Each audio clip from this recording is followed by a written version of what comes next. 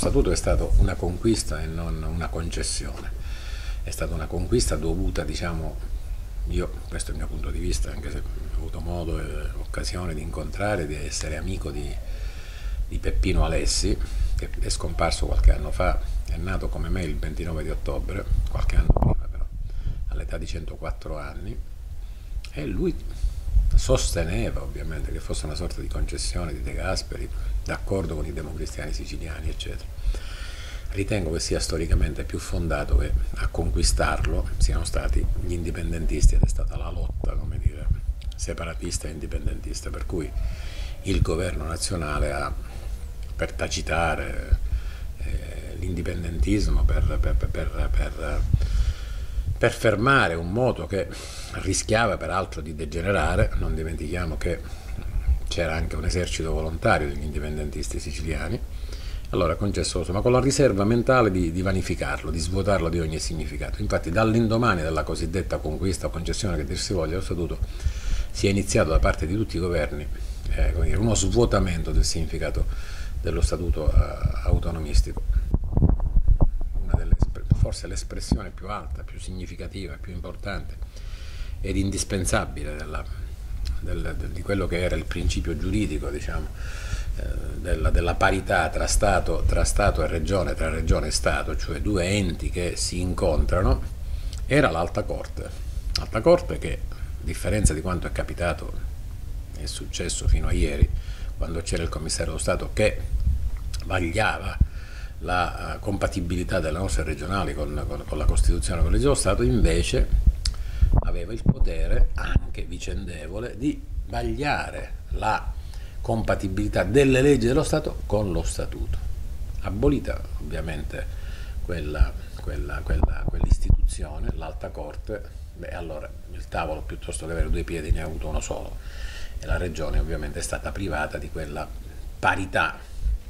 che invece doveva avere con lo Stato. E da allora in poi ovviamente è iniziato lo svuotamento dello Statuto, che 60 anni fa circa si conquistò lo Statuto speciale. Io ho un ricordo bellissimo delle giornate che noi organizzavamo con gli esponenti dei governi di tanti paesi del Mediterraneo, che facemmo al Palazzo Abbatelli. Credo che nell'ultima edizione volle venire come ospite d'onore Lech Wałęsa, il fondatore di Solidarność, che conquistò la Polonia alla democrazia. Fu un'esperienza molto bella perché intanto vennero, c'era la traduzione simultanea per tutti, anche stavolta gli esponenti dei governi, delle città, delle istituzioni culturali di diversi paesi, della sponda sud e della sponda nord, dalla Tunisia al Marocco, ma poi venivano anche sia gli israeliani che i palestinesi, i libanesi, è venuta la Turchia, ovviamente la Grecia, la Francia, la Spagna. E furono 2 giorni di dibattito e diciamo di dialogo anche interreligioso, perché questi esponenti ovviamente appartengono alle 3 religioni monoteiste che, come purtroppo sappiamo, piuttosto che essere diciamo, occasione di dialogo e di collaborazione pacifica, alimentano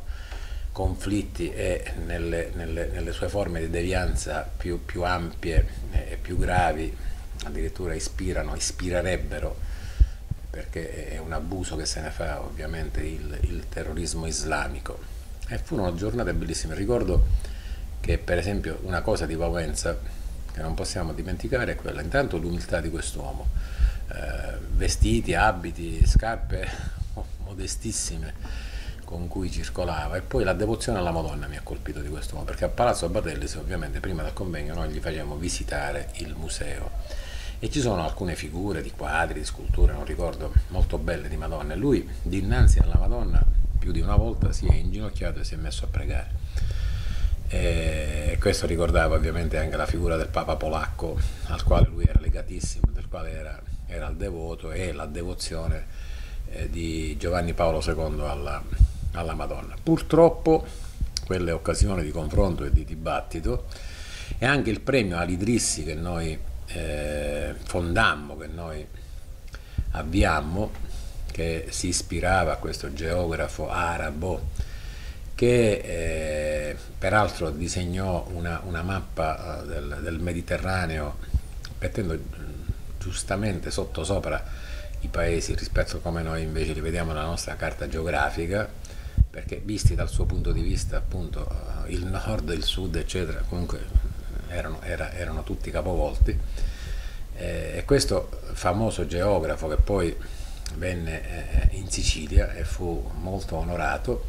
ispirò questo premio che veniva attribuito a personalità di rilievo della sponda sud dei paesi, cioè del Nord Africa, diciamo, per esemplificare, e a esponenti di rilievo soprattutto del mondo della cultura della sponda nord. Devo dire che purtroppo da quando poi ho lasciato la regione questa occasione di confronto e di dialogo è stata abbandonata, e però ho avuto modo di vedere che il movimento, credo, che Gaetano Armao ed altri hanno messo su, ha organizzato una 3 giorni veramente di grandissimo rilievo, che iniziava stamattina, oggi 14 alle 10, nell'aula magna delle scienze giuridiche ed economiche e sociali dell'Istituto di Scienze dell'Università, della Facoltà di Giurisprudenza, che continuerà domani a Palazzo Comitini alla provincia, cioè che poi si concluderà postdomani il 16 presso il Palazzo dei Normanni, con la partecipazione di eminenti personalità del mondo della cultura, quindi dell'accademia, ma anche del giornalismo e anche delle istituzioni politiche, che francamente rendono interessantissimi questi 3 giorni, ed è il modo, credo, migliore che si potesse individuare per onorare appunto la conquista dello Statuto, sul quale poi sulla cui evoluzione non mancheranno le occasioni per parlarne.